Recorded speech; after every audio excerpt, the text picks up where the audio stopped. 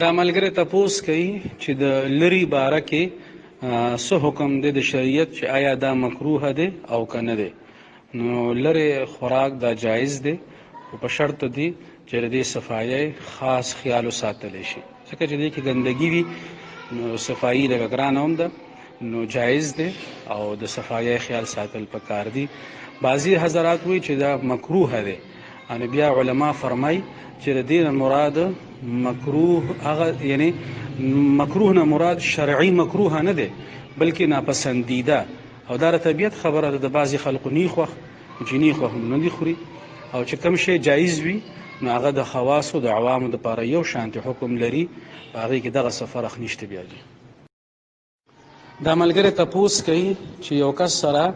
به طور مثال 80,000 روپۍ نصاب دی او هغه سره 80,000 روپۍ پوره شوي، نو موږ عام طور دا وایي چې په ده باندې قرباني واجب شوه. اوس چې کله دی به طور مثال 10,000 روپۍ د قربانۍ دپاره وباسي، نو ده سره 60,000 روپۍ پاتې شوي، 60,000 پاتې شوي، نو 60,000 د نصاب نه کمې دي. نو دی بنیادي تپوس دا کوي چې دا قرباني به هله واجب کېږي چې د قربانۍ عمره پیسې د نصاب نه سیوا وي، او چې قرباني والي او بیا د سره نصاب پوره پاتې شي، او که نه چې ټوټل د باندې یو نصاب پوره شي، نو هله به د قرباني اخلي، اگر که د قربانۍ نه پس د نصاب ناقص او نیمګړی شي. او بیا دې یو کس حواله ورکړې ده چې هغه وی چې نه دا قرباني دا هله واجب کېږي چې کله نصاب هم پوره شي او د نصاب نه پس د قربانۍ پیسې هم پوره شي، چې د قربانۍ پیسې خرج کولو نه وروستو د سره نصاب پوره پاتې شي. نو د دې جواب دا دی چې دا خبره صحیح نه ده، بلکې چې کله د سره نصاب پوره شو، مثال په طور تاسو 80,000 روپۍ ویلی دی، نو چې هغه پوره شو نو په ده باندې قرباني واجب شوه، اگر که د قربانۍ اغوستو نه پس د ده نصاب نیمګړی پاتې شي. نبی اکرم صلی الله علیه وسلم چې کله د سرو او د سپینو نصاب بیانوي نو هلته کې فرمایي حدیث کې چې په 200 درهمو کې 15 درهمه دي، 200 درهمو کې 15 درهمه دي، یعنی د چاندای نصاب چې بیانوي. نو اوس چې 200 درهمو کې 15 درهمه زکات واجب شي، نو خو 15 درهمه چې لاړ نو 195 درهم پاتې شو، بیا نصاب نیمګړی شو. دغه شانته د سرو نصاب چې نبی اکرم صلی الله علیه وسلم بیانوي نو په 20 مسقالو کې یا په 20 دینارو کې نیم دینار دی، نو چې نیم دینار ورکي نو بیا نصاب نیمګړی شو. نو نصاب نیمګړی کېدل دا د نقصان خبره نه ده، خو لیکن زکات او قربانی چې واجب کیږي نو د دې مطلب دا نه دی چې دا ادا شي او نصاب برقرار پاتې وي نو الی به واجب وي، دا خبره صحیح نه ده. دا ملګری تپوس کوي چې یو ګډ دی او ښه سرب دی، قربانی ته جوړ دی، خو دواړه ښکرې د ویښ نه مات دي، نو په ده باندې قرباني کیږي او که نه کیږي. نو چې کله ښکر داسې مات شي د ویښ نه چې د هغې د ماتېدو او د هغې د چوټ اثر سر ته ورسي، نو په داسې قسمه ګډ وغیره باندې بیا قرباني نه کیږي. نو تاسو وګورئ که هغه بالکل د ویښ نه ماتي او د هغې چوټ اثر هغه سر ته رسېدلی وي نو بیا پې قرباني جایز نه ده. دا ملګری تپوس کوي چې پرون تاسو یو جواب کې دا خبره کړې وه چې کوم څاروی خسي کړی شي نو د هغه قرباني جایز ده. نو دی وایي چې زموږ ذهن ته دا اشکال راځي چې دا څاروی خسي کول دا خو په څاروي باندې ظلم نه دی، نو دا د دې ذهن کې یو سوال دی. نو جواب دا دی چې دا ځناور دا الله جل شانه د انسانانو د فایدې دپاره پیدا کړي دي. قرآن پاک کې الله تعالی فرمایي ولکم فیها منافع، دې کې ستاسو دپاره فایدې دي. نو هر هغه کار څاروي سره چې هغه د انسان په فایده کې راځي او د شریعت په حدودو کې دننه وي نو دا جایز دی. لکه به طور مثال په څاروي باندې دا خر شو، دا اس شو، اوښ شو، په هغه باندې خلک بار وړي، نو یو سړي ذهن ته دا سوال راتلی شي چې یاره دا خو دغه شانتې سورلي پې کوي، او د ټولو نه غټه خبره دا ده چې په دې قربانۍ کې څاروی حلالیږي. نو حلالېدل خو بیا خامخا به ذهن ته دا راځي چې دا خو چې ظلم نه دی، نو چې کوم شی د شریعت په حدودو کې دننه وي او د انسان د فائدې دپاره وي نو هغه جایز دی او دا په ظلم کې نه راځي، ځکه چې دا الله پاک پیدا کړی د انسان د فائدې دپاره دی. او دا څاروی چې خصي کوي نو هغه هم دې دپاره خصي کوي چې د هغه غوښه کې بهتري راځي، نو دا په ظلم کې نه راځي. دا ملګری تپوس کوي چې د اختر پر ورځ باندې چې کله قرباني وشي نو دا 3 حصې غوښه په 3 ځایه تقسیمول، چې عام علما بیانوي چې یو حصه ځان دپاره کې، یو د غرباو دپاره کې، یو د رشتہ دارانو دپاره. نو دا 3 حصې کول دا غوښه دا فرض دی که واجب دی او که مستحب دی. نو دی دا تپوس کوي. نو دا یو مستحب عمل دی، بهترین عمل دا دی چې په دې طریقه باندې وکړی شي، الله تعالی وپکې د قربانۍ ثواب خاص هم به انشاءالله الله تعالی ورکوي. خو دې سره به د غریبانانو سره د امداد د صدقې ثواب هم شي او خپلوانو له چې ورکي نو د هغې کې هم د صدقې ثواب وشو، د صله رحمۍ ثواب هم وشو. نو په دې طریقه باندې عمل کول اگر چې مستحب دي، څه فرض او واجب نه دي چې خامخا به کوي، ولیکن بهتر په دې دي چې په دې کې ډېر زیات ثوابونه هغه انسان خیال نی او هغه راغلي په دې کې، نو په دې طریقه باندې عمل کول پکار دي. دا ملګری تپوس کوي چې 3 کسانو ځان له قرباني اغستې ده، په 3 کسه باندې قرباني کوله. نو اوس هغه وایي چې موږ پکې ځان سره نور کسان شریکو، نو تر و پورې په هغې کې ځان سره کسان دی شریکولی شي. اگر چې بهتر دا ده چې کله بنده څاروی اخلي نو هغه ټیم دی خپل شرکا یقیني کی او هغه دی مقرر کی، او که چېرې هغه وخت کې لږ کسانو باندې واغسته او بیا پکې وروستو ځان سره نور کسان اضافه کوي نو تر 2 کسانو پورې اضافه کول دا جایز دي. نو دی که ځان سره نور کسانو یو ځای کوي یو ځای کولی شي. دا ملګری تپوس کوي چې یو کس هغه دوبۍ کې دی او د هغه قرباني پاکستان کې ده او د ذوالحجې د ابتدا نه هغه نکونه نه دي اغستي، ویښته نه دي اغستي. نو اوس چې کله پاکستان کې اختر وي نه خو د خالی پرز دی او د هغې د جمعې په ورځ باندې اختر دی، نو پاکستان کې به قرباني یو ورځ وروسته وي، نو دی د جمعې په ورځ باندې ویښته او نکونه اغستی شي او که نه شي اغستی. نو د دپاره جواب دا دی چې دله پکار دي چې دی د خالی په ورځ باندې چې کله دلته دته اطلاع وشي چې ستا قرباني حلاله شوه او وینه توی کړی شوه، نو بیا د هغې نه پس دی خپل نکونه او ویښته کټ کولی شي. دا ملګری تپوس کوي چې په 2 کسه باندې به طور مثال قرباني څوک کوي، ان هغې به غوښه څنګه تقسیموي؟ 3 حصې به کوي، دا 1 حصې سره به څه کوي؟ او به طور مثال 6 کسان دي، هغې به څنګه قربانۍ غوښه تقسیموي؟ نو د دې ساده طریقه دا ده چې 2 کسان وي نو ټوله غوښه دې وتلي. مثال په طور باندې 50 کیلو غوښه ده نو 50 کیلو به شي د یو تن. 6 کسان دي نو چې غوښه دې ټوله وتلي نو بیا دې هغه 6 ځای باندې تقسیم کړي. نو طریقه هم دا ده ښه د 2 حصې نه کموالی نه دی پکار، که د 2 حصې نه سیوا راله 6 کسان دي هغې چې غوښه تقسیموي نو ظاهره خبره ده د 2 حصې نه سیوا راځي، نو جایز د 2 حصې نه کموالی نه دی، که د 2 حصې نه سیوا شي نو بیا جایز دی. دا ملګری تپوس کوي چې ښځه او خاوند دواړه صاحب نصاب دي، نو دا ښځه خو د خاوند په ملکیت کې ده، ان د دې د قربانۍ به څه حکم وي؟ نو جواب دا دی چې ښځه خاوند په ملکیت کې ده.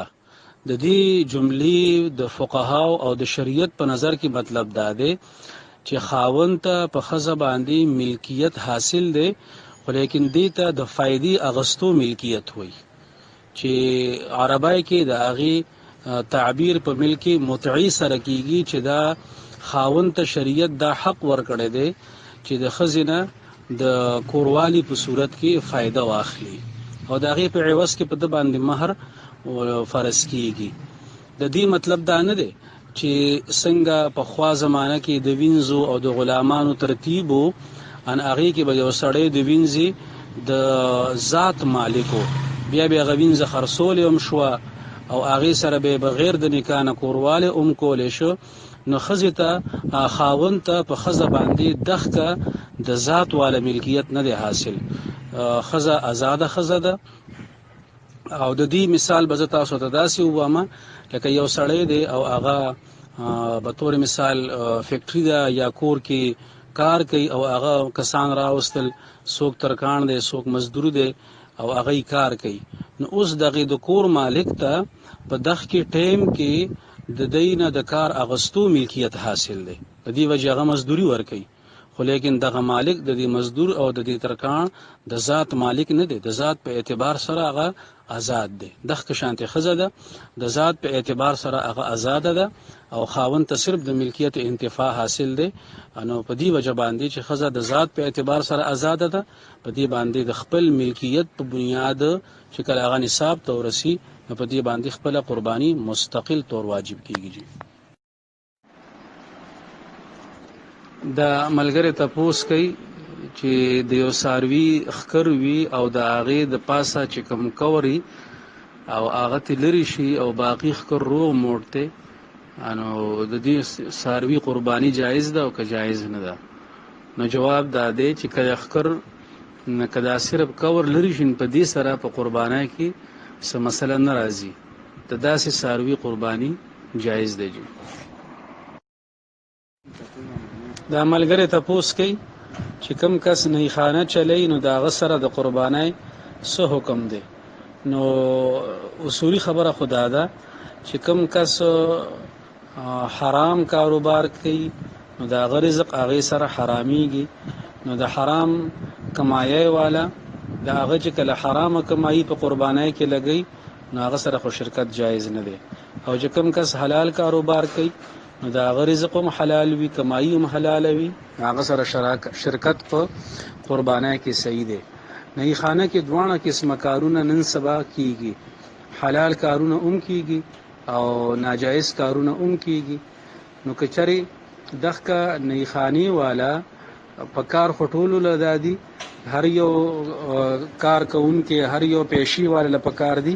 چې د حرام کاروبار نه ځان وساتي. خو به هر حال کچري هغه دوانه قسمه کاروبار کوي په نه خانه کې، داسې وخت کټ کوي چې هغه جایز وي، داسې وخت کټ کوي چې هغه ناجایز وي. نو که هغه د هغه ناجایزونه پیسې ګټلي نه هغه کې خو بیا شراکت نه دی صحیح، او کنه هغه حلال کمایي والا پیسې جدا وي او هغه یګدي قربانای کې چا سره د سره بیا شراکت صحیح دی. دا ملګری تپوس کوي چې کوم زناور خونسا وي نو دا هغه قرباني جایز ده او که ناجایز ده؟ نو د خونسا قرباني ناجایز ده. خونسا قرباني خونسا ساروي باندې قرباني کول دا جایز نه دی. دا ملګری تپوس کوي چې د اختر موس پسې چې کوم تکبیرات ویل شي نو دا به صرف هغه حضرات وي چې کوم قرباني ده او کنه ټول مسلمانان به وي. نو دا په ټول مسلمانانو باندې واجب دي که د چا قرباني وي نو په هغه به هم تکبیرات تشریق وي، او که د چا قرباني نه وي نو هغه به هم دغه تکبیرات ویل په هغه باندې واجب دي. دا ملګری تپوس کوي چې یو کس د اختر موز امامت پړاو کو جمع ورکړه او د امام دی، نو د بل ځای کې بیا جمع ورکول شي او کنه شي ورکول. نو چې کله یو کس د اختر موز یو پیر پړاو کو نو د دوباره بل ځای کې د اختر جمع نشي پړاولې جی. دا ملګری تپوس کوي چې یو سړی باندې قرباني واجب ده او هغه ولګي بل یو غریب ته وایي چې ته زماره طرف نه قرباني وکا. نو د ظاهره کې ردینه دا معلومیږي چې دی به ولا پیسې ورکي، نو چې دی پیسې ورکي نو بیا خو د قرباني وشوه. نو دا دیته او د قربانای وکیل جوړول وي او په قربانای کې وکیل جوړول جایز دي. نو که پیسې دی ورکي دا چې باندې قرباني واجب د دې غریب له نو د قرباني بکیږي، دا که پیسې نه ورکي نو بیا به قرباني نه کیږي. خجی دا یو ملګری تپوس کوي چې یو کس د قربانای د پاره ساروی واغستو د قربانای د پاره بیا هغه خوښ نو آیا د داسې کولې شي چې دغه ساروی کور کې پاتې کی او د قربانای د پاره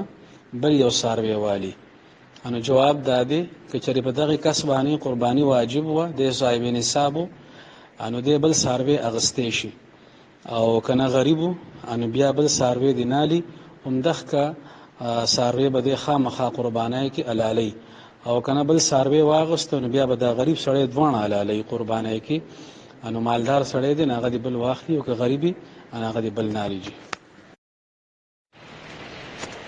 دا ملګری تپوس کوي چې تکبیرات التشریق هغه کې لومبي سر کې الله اکبر دو پیری دی او کدري پیری دی نو د لومبي سر کې تک الله اکبر دو پیری دی